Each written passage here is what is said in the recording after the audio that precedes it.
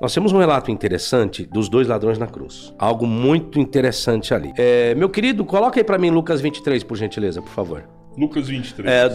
Dos que os copistas fizeram, não foi só modificar palavras, mas alguns escritores também, eles inseriram um conteúdo um pouco além para dar um sentido melhor para quem ele estava destinando. Exemplo, o relato da crucificação de Jesus, nós temos em Mateus, Marcos e Lucas, a respeito dos dois ladrões na cruz. No relato de Lucas tem esse relato interessante. Volta só um pouquinho, por favor, o versículo 39. Isso, olha que interessante isso. É um dos malfeitores, não está falando são os dois, um dos malfeitores que estavam pendurados blasfemava da pessoa de Jesus, dizendo, olha a condicional, se tu és o Cristo, salva-te a ti mesmo e a nós. Aí, olha o que colocaram como o quê? Isso como uma blasfêmia. Seria isso uma blasfêmia? A pessoa colocar uma condição, duvidar se a pessoa é o Cristo ou não, se trata de uma blasfêmia, é isso? Se você for ver, não se trata de uma blasfêmia. Justamente. Eu estou trazendo uma condicionalidade, não estou afirmando, você não é o Cristo, sendo e eu negar, eu posso até dizer que é blasfêmia, uma vez que foi comprovado que ele é o Messias. Agora, quando coloco a condicionalidade, eu não estou blasfemando, mas foi o que o escritor colocou. Se tu és Cristo, salva-te a ti mesmo e a nós. Isso não é blasfêmia. Mas o escritor está colocando e nem maldade. Beleza? Então também não. Respondendo, porém, o outro repreendia-o, seu companheiro, dizendo, tu nem ainda temes a Deus. Vou parar aqui. Aqui eles estão dizendo que eles tinham crença em Deus. Os dois. Tu nem ainda temes a Deus, estando na mesma condenação? Estava na cruz, porque eles eram ladrões. Dá a entender que eles tinham crença em Deus, sabiam que estavam roubando, e eles roubavam com a consciência. Ai, Deus me perdoa, mas eu vou roubar só hoje de novo, tá bom?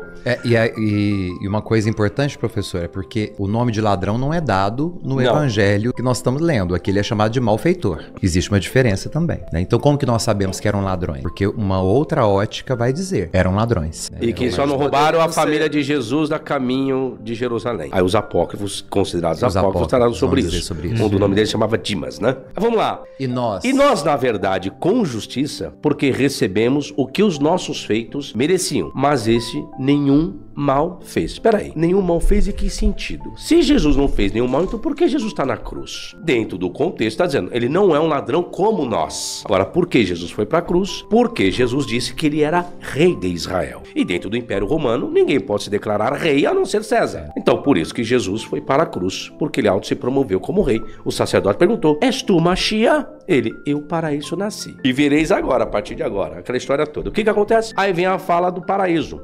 E disse a Jesus, Senhor, lembra-te de mim, que é onde a história do Dimas, que aí Jesus lembra quando era criancinha, que foram assaltar os seus pais, aí ele viu a mãe Maria falar, ai meu filho Jesus, não, eu tenho um bebezinho, o apóstolo vai dizer isso, aí lembra de Tomé? Que fala sobre isso. Aí é quando ele falou, lembra-te de mim. Quando entrares no terreno, ele disse, Jesus, em verdade te digo que hoje estarás comigo no paraíso. O que acontece? Apenas Lucas traz esse relato como se fosse de um ladrão arrependido que vai para o paraíso. Quando você pega Mateus e Marcos, não existe esse relato. Mateus e Marcos vai dizer que os dois blasfemavam de Jesus.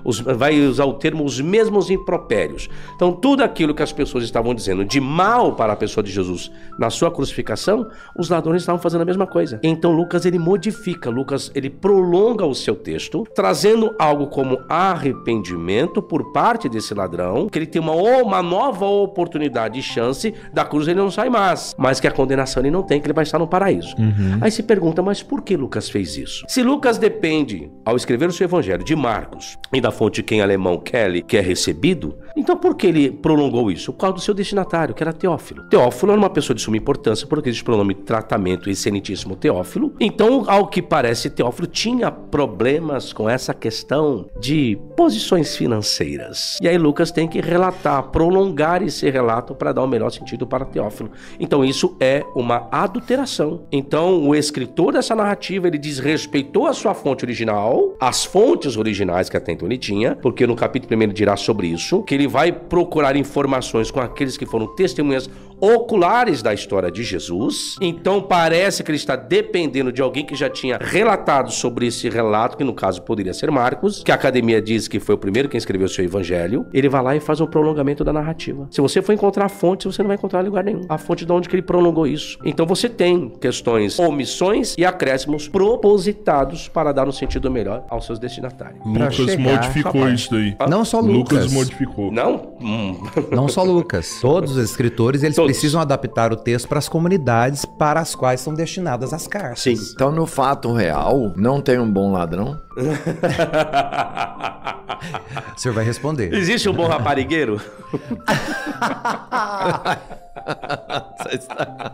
A cara do Rodrigão. Não, é porque, cara, muda muita coisa se o bom ladrão não existir, pá. Sabe o que acontece aí? Muda muita Sabe o que coisa. acontece aí? Sabe o que acontece aí? O que é a real? Se você for pegar isso como verdade, que é o que o escritor quis transmitir para o seu destinatário, ok? Você vai quebrar a lei da semeadura. Exato. Porque ele roubou a vida toda conscientemente. Ele tinha Deus no coração. Tá lá, tu não temes a Deus estando na mesma condição? Eles eram crentes, eles não eram ateus, segundo o escritor coloca aí. E onde está a lei da semeadura? Então quer dizer que eu posso roubar, matar, estuprar, aí no último momento da minha vida, Deus me perdoa, viu, que eu estuprei ontem, tá? Eu já tô aqui, estado terminal, falar que só tenho 5 minutos de vida. Me leva pro teu paraíso. Ah, vai estarás comigo hoje no paraíso? Qual a lei da semeadura? O que eu colhi daquilo que eu plantei? Se Deus, entende? Se Deus assim quiser. Para a exegese, o que o professor está dizendo é, de fato, a interpretação do texto àquilo que está no texto. Agora, quando nós olhamos para esse texto a partir da ideia religiosa da instituição, nós acreditamos na misericórdia. Então, até o último segundo é entre você e Deus. Pelo viés religioso aí no caso? Entraria o purgatório nesse caso ou não? Para ele não, porque Não. Jesus promete para ele imediatamente o paraíso. Entendi. Que é o tempo cairológico, né? Porque ele diz, ainda hoje estará comigo. Não, hoje era uma sexta-feira, Jesus foi pro sepulcro. Ele só ressuscita no primeiro dia da semana. Então, que hoje é esse que Jesus está dizendo? É um tempo que não está no espaço. É o tempo cairológico. É o kairos. É o tempo de Deus. E só pra galera que quiser fazer coisa errada aí, é o seguinte,